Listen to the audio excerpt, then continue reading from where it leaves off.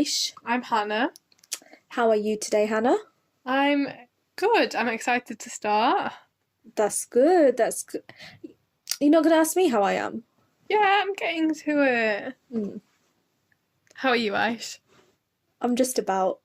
Just about. What are you just about? Just about good. Just about good. Just about good.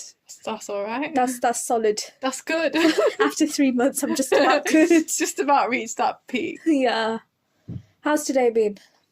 It's been all right. It's been all right. Just one thing today, one class. Well, I had placement in the morning. You had placement. Oh yeah, how was placement? It was all right. I got moved from one department to the other. Oh, okay. They were too full, so they asked us to go and rearrange it. So we just asked somewhere else if they could have us. Yeah. So it's not too bad. Yeah, I've got placement next week, so I'm still not sure where I'm going, but we'll see. Yeah, I probably should get that sorted out. Probably need to look it up. Yeah. I think it's a primary school though, so Oh, that'd be nice. yeah, it will be. Anyway, I brought you here today because I wanted to talk to you about something. What was it again? Getting into med school. Getting into med school. Yay, how exciting. Oh my, 3 months in. 3 months. It's been a long 3 months. It has been. It feels like a lifetime though, to be fair. It feels like it's been the longest 3 months ever, and it also feels like we've been here forever. And it feels like a short period of time at the same time as well, if that makes sense. It's so strange. Yeah. We've just detached from linear time. Wow. Mood.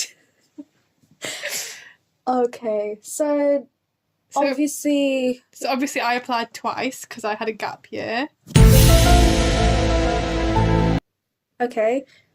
Yeah, I mean, obviously the second time applying was better because here I am. Wow. What a plot twist. Yeah, I mean, I just worked throughout my gap year, gathered some more work experience and stuff. Yeah, even though I'm straight from school, I found it actually really difficult to get work experience just because I was so much younger than everybody else in my year. So obviously my birthday's in August, and just the way the school system works means that I'm the youngest in the year. Yeah. So it just meant it was really difficult to get some forms of work experience. And I think maybe if I hadn't got into med school this year, I would have either done taken a gap year as well or have done biomed. Yeah. I mean, that was the choice that I had to make. Mhm. And to be honest, my parents were like, it's just going to be 1 year. Mhm. It's better to wait it out and see what happens this year. Yeah. And I'm glad that it said that, obviously. I was worried that I was going to be the oldest in the year because I took a gap year, but it's literally not that at all. It's not even that deep. Like, we definitely do have like mature students. So personally, I'm really enjoying it. It can be quite stressful sometimes with the workload and things, but I think that's something you manage over time. But I really enjoy med school. Yeah, I'm so glad I'm here, honestly. Okay, it sounds like it. It's tough. It is tough. Yeah, but I thought it'd be nice to just sit and give people some advice on applying to med school and just prepare them for their journey ahead, you know? Oh wow, okay, yeah, let's think of some good advice. So I think the first thing I really wanted to talk about was work experience, because that was the most trickiest part for me, I feel. And in my eyes, I don't really care what the work is, it's more about the experience itself. So I would literally have gone to a farm, helped out, looked after all the animals, have a good time. And I could argue that that's medical work experience just because of the idea of transferable skills. Yeah. That you're working in a messy environment, but you're overcoming it. And on top of that, obviously, if you're working with farmers or other people in that scenario, you're building up communication skills. And I think as a future medic, communication skills are very important, as our lectures have taught us. So I think, again, to me, it never really mattered where I was doing work experience, more of what transferable skills I'm gaining from that. Yeah, I think you should be able to take any placement and pick out some skills Definitely. that are going to apply for when you're a doctor. Yes. Yeah, and that's valued so much more by med schools than, oh, I saw a doctor do this one time. Exactly. As opposed to, I did this and I actually did something over time instead, so... I remember I was talking to a professional once. I can't exactly remember who it was. And I was complaining that I was just finding it very difficult to get work experience just because I was so young. Their insurance policies wouldn't cover me. And I remember that individual saying to me, why don't you go and sit in like the receptionist of a GP, or even in the church or something when they're doing group settings. So I remember my local church had like an Alzheimer's day, um, like a day centre where you could go, and patients who had Alzheimer's would sit there and they'd talk and they'd just have tea and coffee together. And I remember that individual was said to me, maybe it's a good idea if you just go sit in the corner and observe, because those are very closely linked to a medical profession where you're learning those skills of how to approach those people and how those people are likely to approach you. You gain those communication skills, you learn empathy as well, because you are watching something a bit more natural happen, rather than go in, see a surgeon, do a surgery, and then move on to the next patient, which I think that's a great idea. Like I did it a few times and I think I did learn a lot from it. And I think it was easier in that sense of getting that work experience, because all you have to do is ask the receptionist for permission, may I sit here for a few hours or so. Yeah. And I thought that was a really good idea. I thought it's something I'd like to share. And it's definitely like, if you get involved and do something yourself, you're going to remember it so much better than trying to recall like what somebody else Definitely, did. yes. And that's going to like benefit you so much more in interviews. Like when I applied the second time around, it was so much easier for me to answer interview questions and stuff, simply because I had so much to draw upon from working. So it was so much easier for me to answer questions because I'd done so much. So like the more you do in terms of like volunteering in a hospice, you know, working in the school, just simple, like anything you do is going to be so much more beneficial for you. Definitely. It is more about the hands-on experience with something you're actively going to recall. Oh, we'll talk about active recall another day. Oh dear. Active recall. Yeah. Oh, not wow. to be discussed in this household. Not today. Not in this household, sis. But it was just very it's just very helpful to have those experience on hand of something which you were allowed to participate with. So I did work in a primary school as well, and I remember a lot about that, rather than I went to watch eye surgery as well. Yes, I do remember it, but I don't think I could give you every single little detail of what happened in the procedures, but I could tell you all about number bonds and how to colour in a dragon. No, but this is so important. I know that was kind of a joke, but remember that if you go to an interview, they're going to ask you questions about it. So if you say, oh, I saw an eye surgery, they're going to ask, what did you see and what did he do and then what happened here, and then you won't be able to answer it because you won't know. Exactly. Whereas if you say, oh, I sat in a school, the questions will be more like, what colour was the dragon? No, the questions will be more like, and how did you talk to the children and what was different about your interactions, and there'll be stuff that you did, so you'll definitely definitely true. All jokes aside, that is very true, yes. I remember one of the scenarios which I was in was with disadvantaged and disabled children. So remember the technique we learnt, mirroring? You're taught that in primary schools as well. So the teachers show you how to do it, but they don't use the key term mirroring. So I remember talking a lot about that in my interviews because I thought it was really interesting. And you really build up this persona of yourself that you actually know what you're doing, and that can really help in interviews. So I think, again, it is very important to just have those hand-on experiences. Yeah. If you want to experience something, then you got to experience what you want to experience. Yeah. Oh, wow. One thing I would definitely say, though, is keep a logbook. I don't know if you've ever kept a logbook. I tried. I wasn't very good. I remember what I did was I used to write emails to myself. I was like, hi, Aisha, you had a great day. Also, you did this today, you know, you went to work experience, you helped out at the local charity shop, you did XYZ. And that way, because obviously they'd get lost in like the spam emails you get from like international med schools trying to ask you to come when you knew everything was not going well. So like you'd have to sit there and like sift through it to find those emails, rather than, I don't know why I made it so difficult for myself, but there we go. So I used to sit there, sift through my emails, trying to find those emails I wrote to myself about like what work experience I had done. And it really jogs your memories then, because you'll go back and you'll see like another email from like the medic portal or something with like interview key things, and you're just like, wow, that is so helpful. You know, but I think if I was to go back and be like, Aisha, sort yourself out, I probably would say, yeah, get an actual book where you write it down. Do not email yourself. Yeah, I wish I It's wish not I had done 2004 that. anymore. Like, Yeah. maybe not logged every single time, but like every time I saw something interesting or that I Yeah. thought I could talk about a bit more, like write that down. I think one of the big things you learn when you get to medical school as well is about reflection.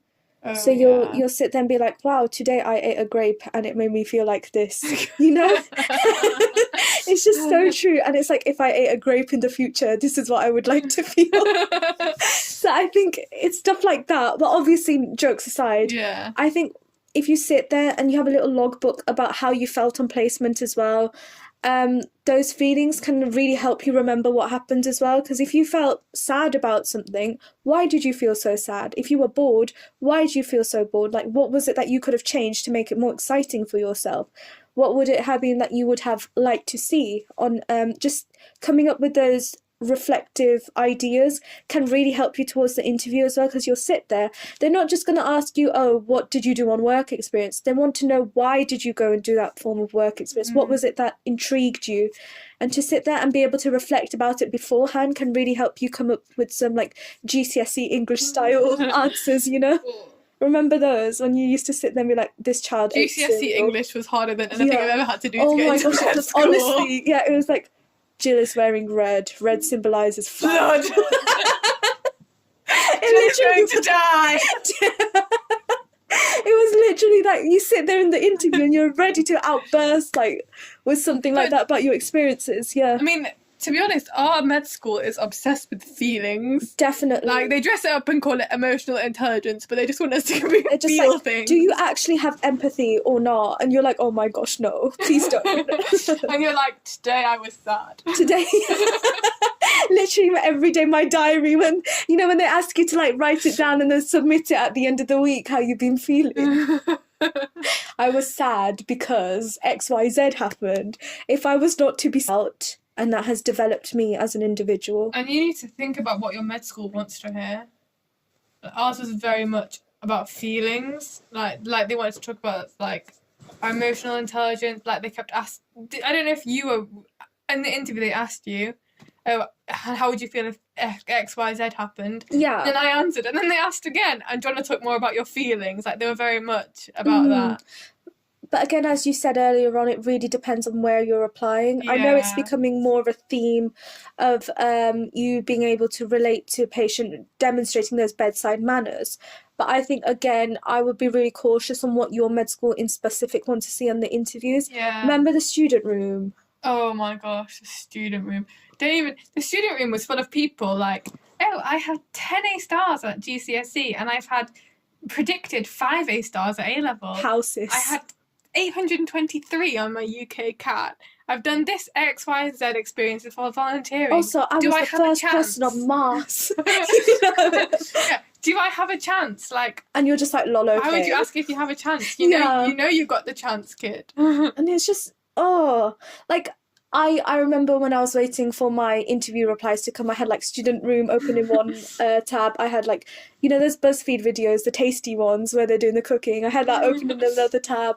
And then I had my emails open in another tab. And then I had like my A-level chemistry opened in another tab. But I could just not focus because I was just like, I want to see what's going on the student room, have people got replies yet or not. But the student room is a good resource sometimes just to see what people expect from you. It is, but you do have to be wary that the people on the student room are likely going to be the confident ones. Yeah, you've got to take it with a pinch of salt, And I don't think that should be something that you should be scared of as such. Yes, you should be, okay, but you should you shouldn't be scared of yourself, because I honestly thought I'd screwed up the whole applying to med school process. I saw my UK CAT results and I was like, lol, time to go, escape. The other thing about the student room is you might see like, oh, they've released a batch of interviews, but they do it so randomly, like Definitely. not everyone will hear at the same time, so don't be disheartened if other things have happened in the student room, because that's not your application. So yes. Don't be disheartened about that. And besides, when you see that other people have got their interviews, that could be a key time for you to start preparing, because it's just take it as extra time just in case you get your interview. Yeah. You'll have had more time to prepare.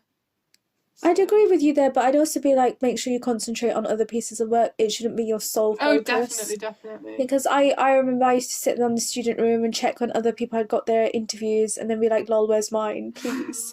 This is like Charlie in the Chocolate Factory moment when you're sitting there and waiting. But yeah, make sure you concentrate on the other work, because let's say you don't get an interview at all, and then your A-level results are like the most wonderful things in the world, and then you can go and boast on the student room like, oh my god, guys, I have 27 A stars. Do you want a chance? Just fight me right now, you know?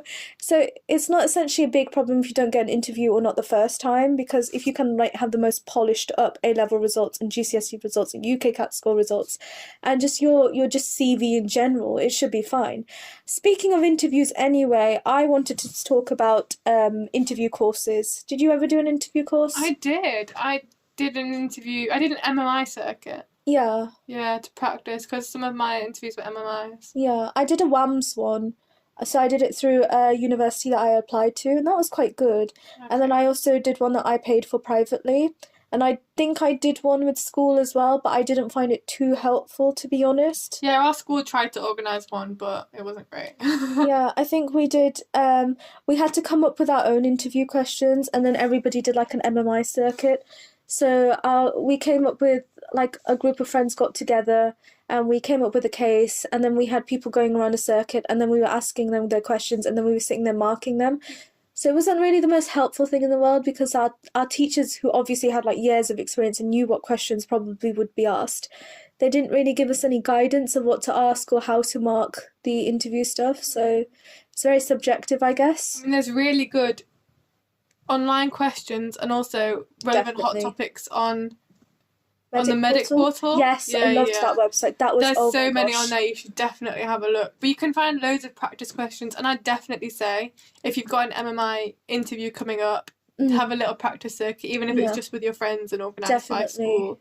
Like, just have a go, because it's quite a different experience to what you'll have had before. So I'm glad to say that we've both had the experience of doing an MMI and panel interview. Yeah. I personally think I prefer MMI more, just because if you've messed up, it's okay, you can have another chance with someone completely different. The flip side to that is, if you mess up, you have to take it out of your mind. Yes. So you can't let it affect your other rooms. I remember my panel interview though. Oh my gosh, that was a whole different experience. It's tough. I had somebody just sit there and look so disinterested, and I was like, hi, I'm here to tell you about my life, please. But that's not exclusive. I need it for my self-esteem. That's not exclusive to panel interviews. True. Though. I just find it really overwhelming, because you're sitting there for like an hour or so, and that same person is just sitting there looking disinterested while you're talking, and you're like, am I really that irrelevant, you know? After my interview, I remember thinking, oh my gosh, they never spoke to me. They were robotic. Exactly. They just asked like a set questions and didn't even engage. Even if you said the wrong thing, they wouldn't say anything back to you, and you're just like, oh, okay, then I see how it is. And then I remember coming out, and afterwards there was a lad I talked to before the interview, and I asked him, or he asked me how it was, and I was like, oh, it was really hard. How was it for you? And he was like, oh, it was great. They were really nice. And I was like, they were nice. What a plot twist.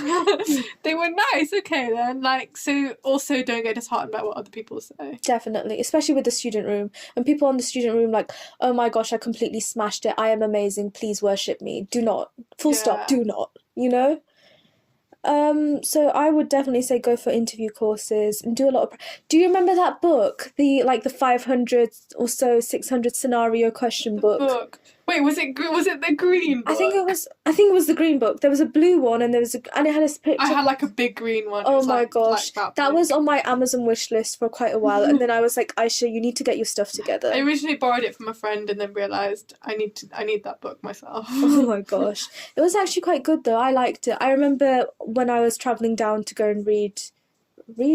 When I was travelling down to go and do my interview, I was reading that book, and I found it very helpful. Yeah, because I stayed the night before. Oh, okay. And so that night, like, me and my dad were just doing that in the hotel. Yeah. Oh my gosh. I remember one thing I used to do as well, which I found really helpful, was I actually made a PowerPoint and I had all the typical med school questions that come up, just like, why do you want to do medicine? Oh, And yeah. so I'd have that in one slide, and then in the next slide I'd have my model answer, what it was I wanted to say.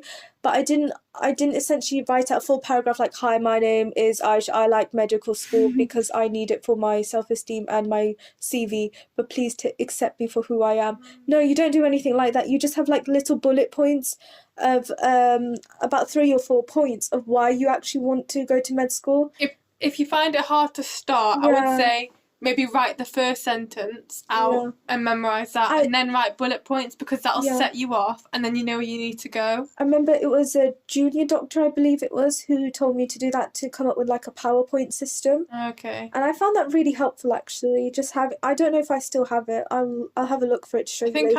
I think I made flashcards. Yeah, I think Questions flashcards and just stuff back. overwhelmed me a bit because I was like, lol, there are 500 questions I could ask myself. There's a whole book Oh no, I didn't published make on it. 500. I just Yeah, picked like the ones I I thought just might come I just up. picked obviously the most common ones, and the ones that kind of you spam onto other questions, if that makes sense. So you pick those and you have just a few bullet points to jog your memory, and then you just sit there and you talk to someone. But I would never ever really regurgitate an answer because I don't think that's No, I don't appropriate. think memorize a full answer, but Yeah, as long because as you have some bullet points of where you they need to can catch go. you out. Yeah, And if they ask a question which you had not prepared for at all, don't think you're going to have a bad answer. exactly. Just go with your intuition and go Yeah, for it. definitely. Don't let it throw you off because they're going to try and ask you those questions, let's be real. I think the hardest question definitely was, why do you want to do medicine? That is the hardest one, That I think. is, and I think I saw it as like a pyramid thing. So you have you at the tip of the pyramid, and then you have your base, what makes up your base, you know? So for me, it was like, I like science, I like to help people. Oh, I found this part of medicine very interesting. And like, you can have a triangle based pyramid, or you can have a square based pyramid, so like 3 or 4 points. That's how Yeah. I taught myself to do that question. So And also, if you don't really know why you went into med school, like don't make it up. Like definitely interviewers will be so sick of hearing, "Oh, my grandma died, and then I decided that it I was wanted time to for go a to change. yeah." Like, oh, like after this experience in this hospital, like that might be Yeah. true, but like my PBL facilitator has said, like you Yeah. get so tired of hearing repetitive answers over and over again, so don't make it up or see something and think that'll be good, because chances are they've heard it 1,000 times. And it's So not just try and be honest. and it's not essentially of, oh, you do not deserve to be here because of that answer. I mean, the admission teams sit there and they go through everybody's personal statement and their grades, and if they're not tip top, you're not going to get in for the interview, let's be real. So it's not that you can't be here, you know. You've got the interview for no reason at all, and you're not worthy of med school. It's just finding something that's personal to you, if that makes sense. Yeah, I mean, Yeah. you can do it if you have enough faith in yourself Yes, and you and think you're it really qualifies. determined. You can do it. Like Definitely. we did it somehow. Mm-hmm. Some admin Somehow. error. Lol, okay. Okay, so I think it would be like the most appropriate thing to do now is to just summarize what we've just said. Okay, so This is confusing. what did we just say? That's a very good point. I believe we talked about interview processes, so just finding a course, finding some revision tools to use for your interview, not stressing too much about the interview, because it shouldn't matter too much. You've always got a chance of taking a gap year or going off and doing something else. Like we have loads of friends who went and did biomed first, and Yeah. they're so much smarter than us. It's ridiculous, you know? Yeah, in terms of just making sure you've got some good work experience behind you and checking your answers are going to match up to what your med school wants. Yes, exactly. So this was really cute. I enjoyed it. Thank you I so enjoyed much, this Hannah. too. We should make this more of a regular thing. I'm We not should. sure what we will talk about next time, but if we have any suggestions, we're happy to listen to them. I mean, that's literally all we do at med school. We just sit there and listen, you know? Try and So, absorb. absorb and proliferate, everybody. That's what we're about. But it is definitely worth it. I feel the last few years working towards it, it does make sense. And yes, you do feel a bit overwhelmed when you first get into med school, but I wouldn't have never changed it for anything else in the world. I think you meet so many wonderful people and you have so many different experiences you wouldn't expect. Like, it's just wonderful. I'd go for it. So thank you so much again. I will see you very soon, Hannah. Take care. Okay, Lol. bye. Like Bye, and everyone. like and subscribe. See ya. Thank you.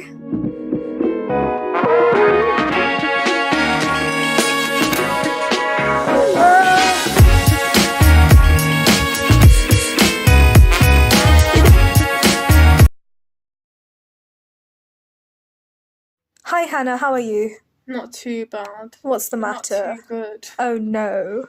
What is this? You're being weird. I can't be natural if you're being weird. I'm not being weird, I'm being natural. You know. I'm always like this. A weirdo.